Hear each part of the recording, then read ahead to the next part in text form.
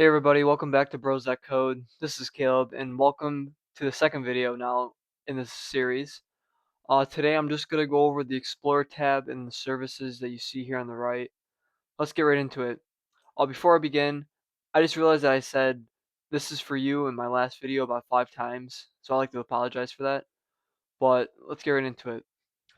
So I briefly went over some of these in the last video. You can still see our little welcome to the channel thing. I'll clear that. Oh yeah, this button here is a clear. So let's start off in the Explorer tab. We'll start off with the workspace. So I went over this briefly, but this is literally everything that you see in Studio.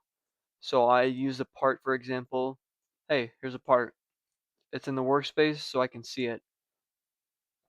Base plate, spawn location, all that stuff. So that's the workspace. It's pretty straightforward. A lot of it's for building, so I won't go too into depth. Uh, there's the camera though, camera manipulation, which we will go over. But don't worry about that right now. Our next service is called Players. So this is all the players in the game. So right now you see me. That's me. Within my player, I have my user ID, my display name, stuff like that, like my how I want my camera set up, name, display, distance. And then I'm gonna highlight this right now too. These are the players, and then in the workspace you'll find characters. Those are two completely different. So the character is the physical body of a player. So when I join the game, the comment. This I don't know why my head's doing that. This is my character, the thing that's jumping around, and if we go into the workspace, I can see it. My pants, health, humanoid, all that stuff, which we'll go over. That's a character, and then the player holds my attributes. So like my user ID, my name, stuff like that. I just don't want you guys to get confused because people might reference player versus character. Character is what you physically see, what you physically can control, manipulate, edit. The player is just like user ID and this like the player itself. Nextly, we'll go in the lighting.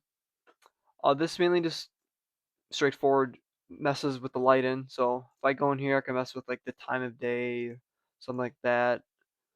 You can add like a cool little blur effect. This is like how people do backgrounds on like UI main menus and stuff like that. I don't work too much with the lighting. I know a lot of games have very advanced lighting, but I just want to introduce you to it. So this is the lighting. Next is the network client. So this is just a client replicator. So this just replicates everything to each client. I've never used this tab or done anything with it. I wouldn't worry too much about it. Just know that it's there. Same with the material service. This is just for like your materials. So you can see in the properties, grass is grass, ground is ground. Who would have thought slate is slate? Next is replicated first, which is very similar to replicated storage. So if you have a very big game and you have remote events that you want to make sure that are out quick and are loaded in quick, you would put them in a replicated first.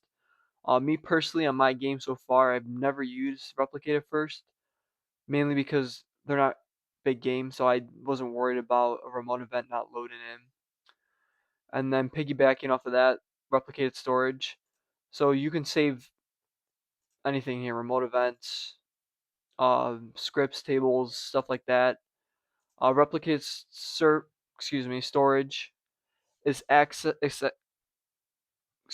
accessible by both the server and the client. So I can go into server storage and access stuff in replicated service, and then I can be on the client as well and access stuff in replicated storage. I'll go over server versus client architecture too. Don't worry, I'm just highlighting that for now. And I keep stumbling over my words. I apologize. Server script service. This is where scripts, mainly server scripts or module scripts, run, like the one that we had yesterday. Right here, print, welcome to channel. Pretty cool. Server storage. You can put anything you want in here. I have like thumbnails for games in here. I have like parts in here, scripts, tables that don't need to run, just data storage like that. Anything you want to store goes in here. Your starter GUI. This is what you physically see on the screen.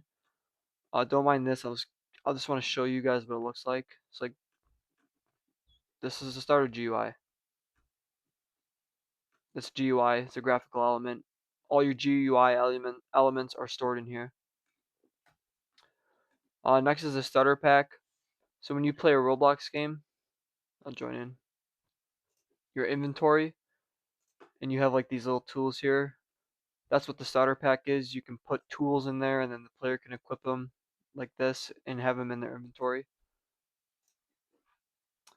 Next we got teams. Actually, I'm gonna join the game again for that. So if I hit tab, usually there's some teams up here. Like if you're playing jailbreak, you got like criminals and cops, something like that. Teams. So like that's how you control these up here. And then next we have the sound service. So all the sounds that I use in my game, I usually store in here. It's probably just easiest to play them from there. You can put sounds and plates in parts and all that as well, but I like to keep them in the sound service. And your text chat service, I've never used this. I think this is a lot for translating, chat input, stuff like that. Manipulating like your messages and all that. You can change like the font. Actually, I just figured this out recently. That's pretty cool. You can change like the font. My studio's not gonna load. Of like your messages and all that. Pretty cool. Guys, that's it. Those are your services. That's the Explorer tab. If you have any other questions, let me know.